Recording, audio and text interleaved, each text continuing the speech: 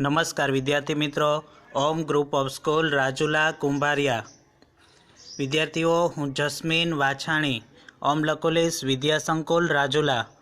વિદ્યાર્થીઓ, આજના આ વિડીયોની અંદર આપણે ધોરણ 10 પ્રકરણ 12 એની અંદર વર્તુળ સંબંધિત ક્ષેત્રફળ વિશે ચર્ચા કરશું. વિદ્યાર્થીઓ, આજના આ વિડીયોની અંદર આપણે સ્વાધ્યાય 12.2 માં આવતા સૂત્રો તેમજ સ્વાધ્યાય 12.2 જોવા પ્રયત્ન કરશું. વિદ્યાર્થીઓ, આપણે ધોરણ 9ની અંદર વર્તુળ વિશે વિશેષ ચર્ચાઓ કરેલી છે. વર્તુળની અંદર કેન્દ્રથી વર્તુળના અંત્યબિંદુ સુધીના અંતરને વર્તુળની ત્રિજ્યા કહે છે. વર્તુળના વ્યાસ વિશે પણ ચર્ચા કરી, વર્તુળની જીવા વિશે પણ ચર્ચા કરેલી છે. ત્યારબાદ વૃત્તાંશ અને વૃત્તખંડ વિશે પણ ધોરણ 9ની અંદર આપણે ચર્ચા કરેલી છે. ફરી એક વખત રિવિઝન કરી અને આગળના એક્ઝામ્પલ જોવા પ્રયત્ન કરીએ. વિદ્યાર્થીઓ, વૃત્તાંશ એટલે શું? ખાસ ધ્યાન આપશો. વૃત્તાંશની વ્યાખ્યા આ રીતે આપી શકાય કે વર્તુળની ચાપ તથા ચાપના અંત્ય બિંદુઓમાંથી દોરેલી ત્રિજ્યાઓથી ઘેરાયેલી આકૃતિને વૃત્તાંશ કહે છે. શું કીધું? વર્તુળની ચાપ એટલે કે અહીં આકૃતિમાં તમે જોઈ શકો છો. ધારો કે આ ચાપ ABC એથી લઈ અને C સુધીનું અંતર લઈએ તો ચાપ ABC વડે દર્શાવી શકાય. તો ચાપ ABC અને તેના અંત્ય બિંદુઓ એટલે A અને C બિંદુ આગળ દોરેલી જે ત્રિજ્યાઓ છે OA અને OC, એનાથી જે પ્રદેશ ઘેરાયેલો છે તેને શું કહેવામાં આવે છે? વૃત્તાંશ કહે છે. એનાથી ઘેરાયેલા પ્રદેશને વૃત્તાંશ છે એનું ક્ષેત્રફળ કહેવાય અને આ જે ભાગ છે એને વૃત્તાંશ કહે છે. ધારો કે ચાપ ABC એ લઘુ ચાપ હોય તો તેનાથી ઘેરાયેલો પ્રદેશ છે એને લઘુ વૃત્તાંશ કહે છે, અને ચાપ ADC ઉપરની જે ચાપ છે તેનાથી જે ઘેરાયેલો પ્રદેશ છે તેને ગુરુ વૃત્તાંશ કહેવાય. વિદ્યાર્થીઓ, અહીં કેટલાક સૂત્રો ખાસ યાદ રાખશું જેનો વારંવાર આપણે એક્ઝામ્પલમાં ઉપયોગ કરવાનો થશે. તો વિદ્યાર્થીઓ, સૌપ્રથમ અહીં OABC એટલે કે ચાપ ABC યોગગણ રેખાખંડ OA યોગગણ રેખાખંડ OC, આ ત્રણને જો ભેગું કરવામાં આવે અને જે કંઈ આકૃતિ બને તેને લઘુ વૃત્તાંશ કહે છે. તેની બાજુની આકૃતિમાં તમે જોઈ શકો છો. ચાપ ADC અને AO અને OC બંને રેખાખંડના યોગગણ જે છે OADC ને ગુરુ વૃત્તાંશ કહેવાય. વિદ્યાર્થીઓ, અહીં ચાપ ABCની લંબાઈ મેળવવી હોય તો તેના માટેનું સૂત્ર છે પાયર થીટાના છેદમાં 180. થીટા એટલે કે બે જે ચાપ છે તેના જે બે ત્રિજ્યાઓ વચ્ચેનો જે ખૂણો છે તેને થીટા કહેવામાં આવે છે. તો લઘુચાપ ABCની લંબાઈ L બરાબર પાયર થીટાના છેદમાં 180. તેવી જ રીતે જો ગુરુચાપની લંબાઈ મેળવવી હોય તો આપણે વર્તુળનો પરિઘ જાણીએ છીએ. તો વર્તુળના પરિઘમાંથી આ લઘુચાપની લંબાઈ તમે બાદ કરી દો તો આપણને ગુરુચાપની લંબાઈ મળે છે. તો ગુરુચાપની લંબાઈ એટલે કે વર્તુળનો પરિઘ માઇનસ લઘુચાપની લંબાઈ એટલે કે વર્તુળનો પરિઘ થાય 2πr અને લઘુચાપની લંબાઈ છે પાયર થીટાના છેદમાં 180. તો જ્યારે વિદ્યાર્થીઓ ગુરુચાપ ADCની લંબાઈ મેળવવી હોય ત્યારે આપણે 2πr માઇનસ પાયર થીટાના છેદમાં 180 સૂત્રનો ઉપયોગ કરીશું. ત્યારબાદ લઘુ વૃત્તાંશની પરિમિતિ મેળવવી છે. લઘુ વૃત્તાંશ એટલે કે આની પરિમિતિ મેળવવી છે ત્યારે આપણે શું કરશું? તો કે ચાપ ABC અને આ બંને જે ત્રિજ્યાઓ છે RR એ ત્રણનો સરવાળો કરીએ તો આપણને લઘુ વૃત્તાંશની પરિમિતિ મળે છે. ચાપ ABC એને આપણે L વડે દર્શાવેલું છે ઉપરના સૂત્રમાં, તેથી L + 2R એટલે કે Lની કિંમત છે પાયર થીટાના છેદમાં 180 વત્તા 2R. જ્યારે ગુરુ વૃત્તાંશની પરિમિતિની વાત કરીએ તો ગુરુ વૃત્તાંશ એટલે ગુરુચાપની લંબાઈ વત્તા 2R. ગુરુચાપની લંબાઈ થાય 2πr માઇનસ પાયર થીટાના છેદમાં 180 વત્તા 2R. હવે લઘુ વૃત્તાંશ OABCનું ક્ષેત્રફળ બરાબર જે લઘુ વૃત્તાંશ છે એનું જે ઘેરાયેલો પ્રદેશ છે તેને πr² થીટા છેદમાં 360 સૂત્ર દ્વારા મેળવી શકાય. વિદ્યાર્થીઓ, અહીં r² બે અલગ અલગ ભાગમાં વહેંચીએ તો r/2 ગુણ્યા પાયર થીટાના છેદમાં 180 એટલે કે r/2 × RL વડે 1/2 RL વડે દર્શાવી શકાય. ઘણી વખત પાયા સ્ક્વેર થીટાના છેદમાં 360 સૂત્રનો પણ ઉપયોગ કરશું અને ઘણી વખત 1/2 RL સૂત્રનો પણ ઉપયોગ કરી અને આપણે એક લઘુવૃત્તાંશનું ક્ષેત્રફળ મેળવી શકીએ. ત્યારબાદ વિદ્યાર્થીઓ અહીં ગુરુવૃત્તાંશ જે છે ડાર્ક કરેલો ભાગ છે તેનું ક્ષેત્રફળ મેળવવું હોય ત્યારે વર્તુળનું ક્ષેત્રફળ માઇનસ લઘુવૃત્તાંશનું ક્ષેત્રફળ કરીએ તો આપણને ગુરુવૃત્તાંશનું ક્ષેત્રફળ મળશે. એટલે કે pi r square minus pi r square થીટાના છેદમાં 360 સૂત્રનો ઉપયોગ કરી અને ગુરુવૃત્તાંશનું ક્ષેત્રફળ મેળવી શકીએ. ત્યારબાદ વિદ્યાર્થીઓ અહીં વૃત્તાંશની વાત પૂર્ણ કરીએ. હવે વૃત્તખંડ પર જઈએ. ખાસ ધ્યાન આપશું, વૃત્તખંડ એટલે શું? તો રેખાખંડ AC અને ચાપ ABCના યોગગણને લઘુવૃત્તખંડ કહેવામાં આવે છે. ત્યારબાદ ગુરુવૃત્તખંડ એટલે કે રેખાખંડ AC અને ચાપ ADC જે છે એને શું કહેવામાં આવે? ગુરુવૃત્તખંડ કહેવામાં આવે. અહીં ચાપ ABC અને રેખાખંડ ACના યોગગણ વચ્ચે જે ઘેરાયેલો પ્રદેશ છે તેને લઘુવૃત્તખંડ કહેવાય, એનું ક્ષેત્રફળ કહેવાય અને આ જે ઉપરનો ડાર્ક કરેલો ભાગ છે તેને ગુરુવૃત્તખંડનું ક્ષેત્રફળ કહેવાય. લઘુવૃત્તખંડનું ક્ષેત્રફળ એટલે કે લઘુવૃત્તાંશનું ક્ષેત્રફળ માઇનસ ત્રિકોણ OACનું ક્ષેત્રફળ અને ગુરુવૃત્તખંડનું ક્ષેત્રફળ એટલે કે લઘુવૃત્તાંશનું ક્ષેત્રફળ વત્તા ત્રિકોણ OACનું ક્ષેત્રફળ. તો વિદ્યાર્થીઓ આ તમામ સૂત્ર આપણે ધોરણ 9ની અંદર જોયા હતા. અહીં ધોરણ 10ની અંદર પણ એ જ તમામ સૂત્રોનો ઉપયોગ કરી અને આગળના એક્ઝામ્પલ જોવા પ્રયત્ન કરીએ. વિદ્યાર્થીઓ સૌપ્રથમ સ્વાધ્યાય 12.2ની અંદર પ્રથમ એક્ઝામ્પલ પર નજર કરીએ. જો 6 સેન્ટીમીટર ત્રિજ્યાવાળા વર્તુળનો વૃત્તાંશ દ્વારા કેન્દ્ર આગળ બનતો ખૂણો 60 આપેલો છે તો વૃત્તાંશનું ક્ષેત્રફળ મેળવવાનું છે. વિદ્યાર્થીઓ અહીં સૌપ્રથમ તો ત્રિજ્યા 6 સેન્ટીમીટર આપેલી છે અને કેન્દ્ર આગળ 60ના માપનો ખૂણો બને છે. વિદ્યાર્થીઓ જો અહીં 180 કરતાં નાનો ખૂણો હોય તો જે કંઈ પણ વૃત્તાંશ બને તે લઘુવૃત્તાંશ જ બને છે. તો વિદ્યાર્થીઓ સૌપ્રથમ અહીં જે આપેલું છે તે લખવા પ્રયત્ન કરીએ. તો સૌપ્રથમ ત્રિજ્યા R બરાબર 6 સેન્ટીમીટર અને વૃત્તાંશ માટેનો ખૂણો θ બરાબર 60 અંશ આપેલો છે. ત્યારબાદ વૃત્તાંશનું સૂત્ર છે લઘુવૃત્તાંશનું ક્ષેત્રફળ પાયા સ્ક્વેર થીટાના છેદમાં 360. તો તે સૂત્રની અંદર થીટાની કિંમત 60 મૂકીશું, પાઈની કિંમત 22/7 મૂકીશું અને R અહીં 6 આપેલો છે તેથી R સ્ક્વેર હોવાથી 6 × 6 તમામનું સાદુરૂપ આપી તો આપણને મળશે વૃત્તાંશનું ક્ષેત્રફળ બરાબર 132/7 સેન્ટીમીટર સ્ક્વેર. તો વિદ્યાર્થીઓ અહીં ક્ષેત્રફળ મેળવીએ છીએ તેથી ખાસ ધ્યાન આપશો, એકમ તરીકે સેન્ટીમીટર સ્ક્વેર આવશે. Next example number 2. 22 સેન્ટીમીટર પરિઘવાળા વર્તુળનો ચતુર્થાંશ ભાગનું ક્ષેત્રફળ મેળવો. વિદ્યાર્થીઓ અહીં વૃત્તાંશના ક્ષેત્રફળનો ઉપયોગ કરીને પણ મેળવી શકીએ, અન્યથા આપણે વર્તુળનું ક્ષેત્રફળ મેળવી અને 4 વડે ભાંગી દઈએ તો ચોથો ભાગ મળી જાય. તો બંને રીતે કેલ્ક્યુલેટ કરી શકીએ. આપણે વૃત્તાંશના ક્ષેત્રફળનો ઉપયોગ કરી અને તેનું ચતુર્થાંશ ભાગનું ક્ષેત્રફળ મેળવવા પ્રયત્ન કરીએ. ધારો કે વર્તુળની ત્રિજ્યા સ્મોલ r છે અને વર્તુળના પરિઘનું સૂત્ર છે 2πr. તો વર્તુળનો પરિઘ આપણને આપેલો છે 22, તેથી 22 બરાબર 2πr અને rને કરતાં બનાવવું તો rની કિંમત મેળવીએ તો 7/2 એટલે કે 3.5 સેન્ટીમીટર મળે છે. ત્યારબાદ વર્તુળના ચોથા ભાગનું એટલે કે ચતુર્થાંશ ભાગનું ક્ષેત્રફળ મેળવવા માટે આપણે લઘુવૃત્તાંશના ક્ષેત્રફળનો ઉપયોગ કરીએ. તો પાયા સ્ક્વેર થીટાના છેદમાં 360ની અંદર તમામ કિંમત મૂકી દઈએ. અહીં થીટા ચતુર્થાંશ ભાગ હોવાથી આખો હોય તો 360 હોય, ચતુર્થાંશ ભાગ હોવાથી અહીં 90 થઈ જશે. તો થીટાની કિંમત 90 અને આરની કિંમત 7/2 × 7/2 તમામનું સાદુરૂપ આપીએ તો આપણને મળશે 77/8 સેન્ટીમીટર સ્ક્વેર.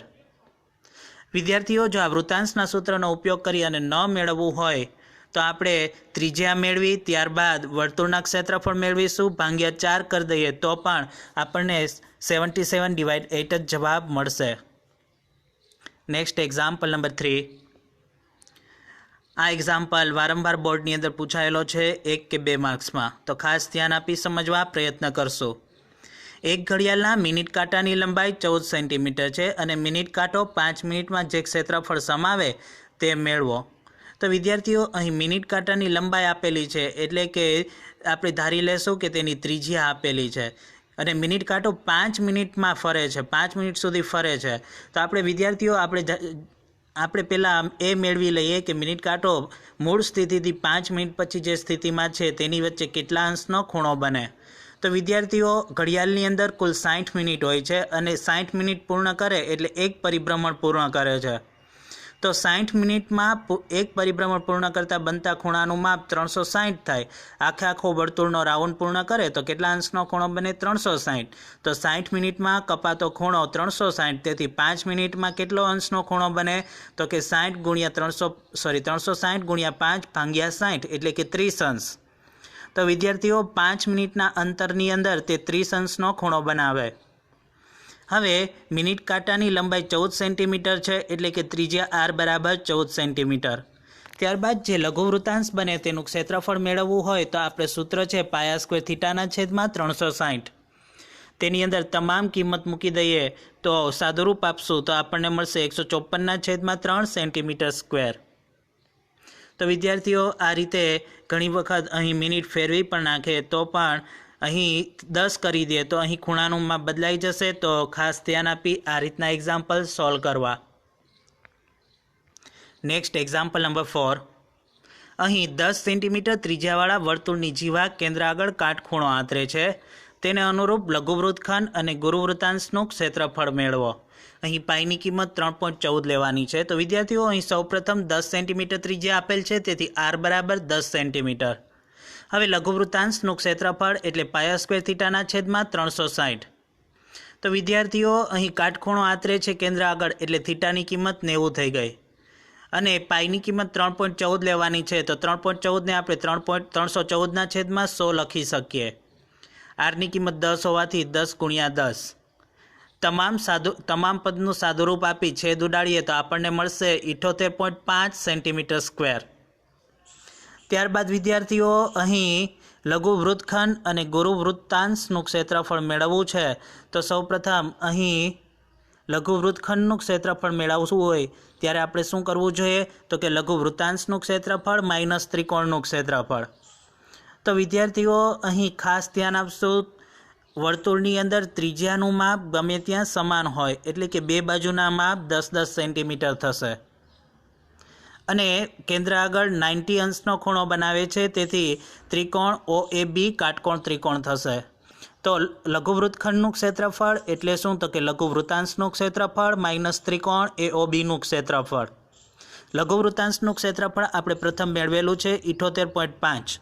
તો તેની કિંમત મૂકશું અને ત્રિકોણ AOBનું ક્ષેત્રફળ આપણે મેળવી લઈએ તો ત્રિકોણ AOB કાટકોણ ત્રિકોણ હોવાથી 1/2 ગુણ્યા પાયો કાટખૂણો બનાવતી બે બાજુનો ગુણાકાર એટલે કે 1/2 ગુણ્યા 10 ગુણ્યા 10 એટલે કે 78.5 માઇનસ 50 એટલે કે 28.5 સેન્ટીમીટર સ્ક્વેર.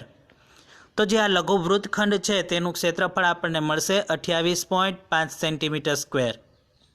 ત્યારબાદ વિદ્યાર્થીઓ આપણે ગુરુવૃત્તાંશનું ક્ષેત્રફળ મેળવી લઈએ. તો ગુરુવૃત્તાંશનું ક્ષેત્રફળ એટલે કે શું? તો કે ગુરુવૃત્તાંશનું ક્ષેત્રફળ બરાબર વર્તુળનું ક્ષેત્રફળ માઇનસ લઘુવૃત્તખંડનું ક્ષેત્રફળ લઘુવૃત્તાંશનું ક્ષેત્રફળ. આખા વર્તુળના ક્ષેત્રફળમાંથી આ જે ભાગ છે લઘુવૃત્તાંશનો તે બાદ કરી દઈએ તો આપણને ઉપરનો જે ભાગ છે તે મળશે એટલે કે ગુરુવૃત્તાંશ મળશે. તો વિદ્યાર્થીઓ આપણે ડાયરેક્ટ અહીં લઘુવૃત્તાંશ મેળવેલો જ છે તેથી આપણે ડાયરેક્ટ આવી રીતે કરીશું કે વર્તુળનું ક્ષેત્રફળ માઇનસ લઘુવૃત્તાંશનું ક્ષેત્રફળ. વર્તુળના ક્ષેત્રફળનું સૂત્ર છે પાય સ્ક્વેર માઇનસ લઘુવૃત્તાંશનું ક્ષેત્રફળ છે 78.5. તો પાય સ્ક્વેરની કિંમત છે 314ના છેદમાં 100 ગુણ્યા 10 ગુણ્યા 10 માઇનસ 78.5 એટલે કે 235.5 centimetre square. Next example number 5. એની અંદર 3 એક્ઝામ્પલ આપેલ છે જુદા જુદા. તો ખાસ ધ્યાન આપી સમજવા પ્રયત્ન કરીએ. સૌપ્રથમ અહીં 21 સેન્ટીમીટર ત્રિજ્યાવાળા વર્તુળની એક ચાપ કેન્દ્ર આગળ 60 અંશનો ખૂણો આંચરે તો તેને અનુરૂપ ચાપની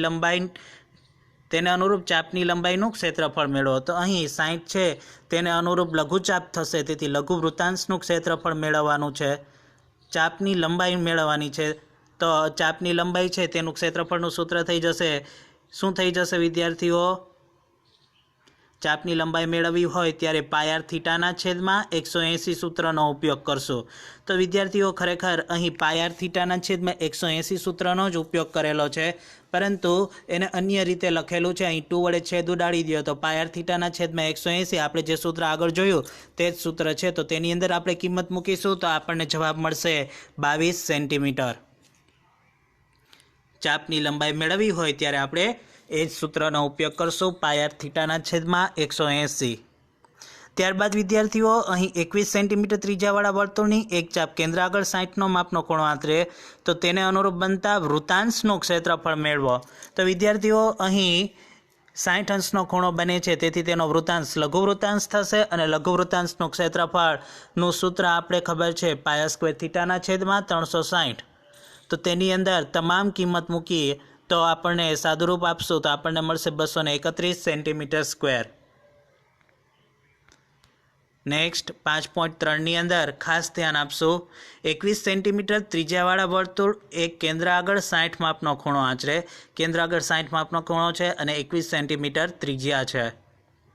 તેને અનુરૂપ જીવા વડે બનતા વૃત્તખંડનું ક્ષેત્રફળ મેળવો. તો તેને અનુરૂપ જીવા થાય રેખાખંડ AB અને આ વૃત્તખંડ થશે, તો આ વૃત્તખંડનું ક્ષેત્રફળ આપણે મેળવવાનું છે. તો વિદ્યાર્થીઓ સૌપ્રથમ આપણે લઘુ વૃત્તખંડનું ક્ષેત્રફળ મેળવવા માટે ત્રિકોણ AOBની વાત કરીએ તો એક ખૂણો 60નો છે, બે બાજુ 21 છે. તો બે સમાન બાજુ હોય તેની સામેના ખૂણા પણ સમાન થાય. તો ખૂણો B હશે એટલો જ ખૂણો A હશે. ત્રિકોણના 3 ખૂણાનો સરવાળો 180 થાય, તેમાં એક ખૂણો 60 છે એટલે આ બે ખૂણો A અને ખૂણા Bનો સરવાળો 120 થશે. તેથી ખૂણા A અને Bનું માપ પણ 60 થશે. તો વિદ્યાર્થીઓ અહીં આપણે સ્પષ્ટપણે ખ્યાલ આવી શકે કે ખૂણો OAB અને ખૂણો OBA બંનેના માપ 60 થશે. જો ત્રિકોણ OABની અંદર 3 ખૂણાના માપ 60 છે, તેથી ચોક્કસપણે કહી શકીએ કે ત્રિકોણ OAB એ સમબાજુ ત્રિકોણ છે.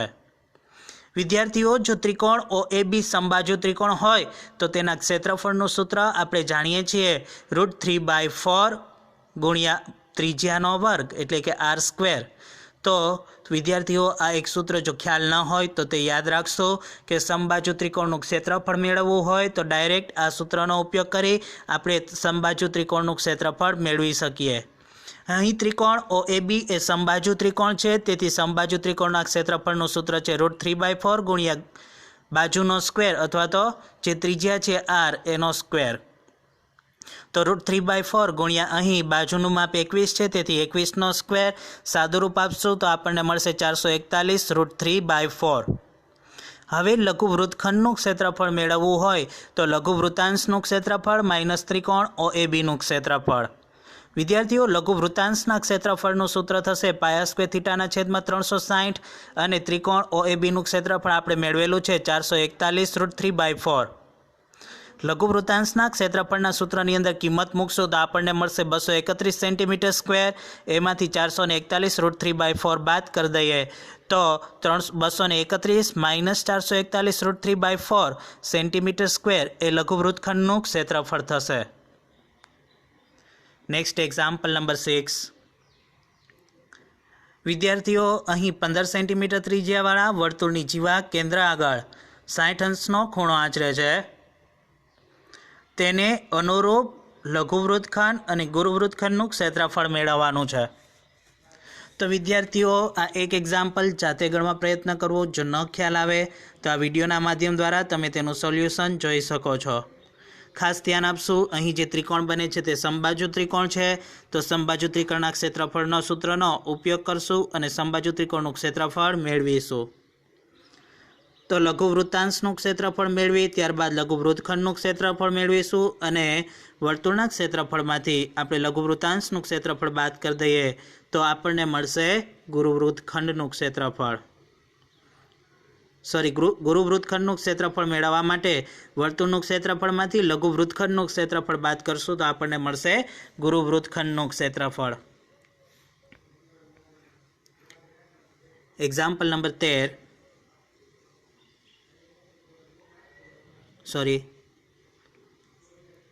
છઠ્ઠા પછી ડાયરેક્ટ એક્ઝામ્પલ નંબર 14 જોવાનો છે. વચ્ચેના એક્ઝામ્પલ સ્કીપ થયેલા છે, તો ખાસ ધ્યાન આપશો. અહીં એક 14મો MCQ આપેલ છે.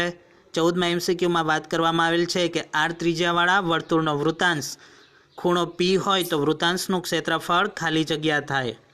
તો વિદ્યાર્થીઓ, આપણે જાણીએ છીએ કે વૃત્તાંશનું ક્ષેત્રફળ મેળવવું હોય ત્યારે શું કરવું જોઈએ? તો આપણી પાસે સૂત્ર છે πr² થીટાના છેદમાં 360. હવે કેટલા અંશનો ખૂણો છે? P. તો થીટાની જગ્યાએ P મૂકીશું અને πr² કરીશું. પરંતુ વિદ્યાર્થીઓ, Pના છેદમાં 360 ગુણ્યા πr² એ અહીં ઓપ્શનમાં નથી.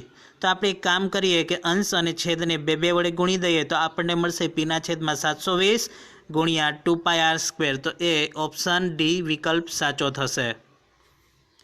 નેક્સ્ટ, ઉદાહરણ નંબર 1. વિદ્યાર્થીઓ, અહીં એક વર્તુળાકાર ખેતરમાં વાડ કરવાનો ખર્ચ મીટર પ્રમાણે 24 પ્રમાણે 5280 થાય છે. તો ખેતરને ખેડવાનો ખર્ચ ચોરસ મીટરના ₹0.50 છે. ખેતર ખેડવાનો ખર્ચ મેળવવાનો છે. તો વિદ્યાર્થીઓ, સૌપ્રથમ તો આપણે એ મેળવી લઈએ કે વર્તુળાકાર જે ખેતર છે તેનો પરિઘ કેટલો છે. પરિઘ પરથી વર્તુળની ત્રિજ્યા મેળવીશું, ત્યારબાદ વર્તુળનું ક્ષેત્રફળ મેળવી અને ખેતર ખેડવાનો ખર્ચ મેળવીશું.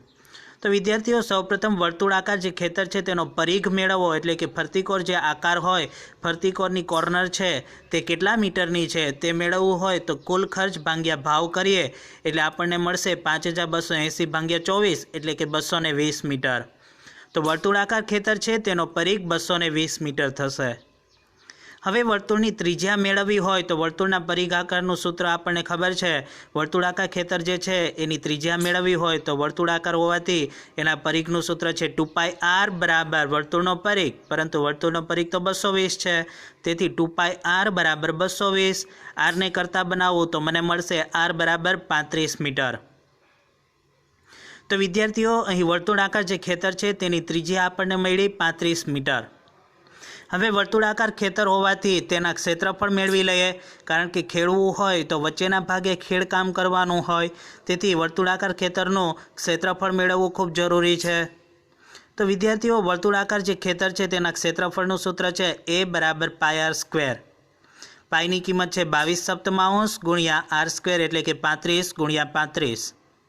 છેદ ઉડાડીશું અને સાદુરૂપ આપશું તો આપણને મળશે ક્ષેત્રફળ A બરાબર 3850 મીટર સ્ક્વેર. વિદ્યાર્થીઓ, અહીં 1 મીટર સ્ક્વેરનો ભાવ 0.50 આપેલ છે. તો અહીં આપણે લખશું કે 1 મીટર સ્ક્વેર ખેતર ખેડવાનો ખર્ચ બરાબર 0.50. તેથી 3850 મીટર સ્ક્વેર ખેતર ખેડવાનો ખર્ચ બરાબર ક્વેશ્ચન માર્ક. સાદુરૂપ આપીએ તો 3850 ગુણ્યા 0.50 ભાગ્યા 1 એટલે કે 1925 રૂપિયા ખર્ચ થશે. નેક્સ્ટ, ઉદાહરણ 2. વિદ્યાર્થી મિત્રો, અહીં ગુરુ વૃત્તાંશનું ક્ષેત્રફળ અને જે વૃત્તાંશ બને છે તેનું ક્ષેત્રફળ બંને મેળવવાનું છે. તો આ એક એક્ઝામ્પલ જાતે ગણવા પ્રયત્ન કરશું. જો ન ખ્યાલ આવે તો ટેક્સ્ટ બુકમાં પણ આપેલો છે, તેમજ અહીં પણ તેમનું સોલ્યુશન જોઈ શકો છો. તો વિદ્યાર્થીઓ, આજના આ વિડીયોની અંદર આજનું હોમવર્ક રહેશે. આજે ચલાવેલા તમામ દાખલાઓ એક વખત બાકી બુકમાં લખવા તેમજ રફ બુકની અંદર લખવા, તેમજ આજના આ વૃત્તાંશ અને વૃત્તખંડના તમામ સૂત્રો ફર્સ્ટ પેજ પર જોયા હતા તે તમામ સૂત્રો 4 વખત લખી અને તેને પાકા કરવા પ્રયત્ન કરવો. થેન્ક યુ વિદ્યાર્થી મિત્રો. તો સૌ વિદ્યાર્થી મિત્રો આજનું હોમવર્ક કરીશું, તેમજ આવતીકાલે નેક્સ્ટ વિડીયોની અંદર મળીએ. Thank you.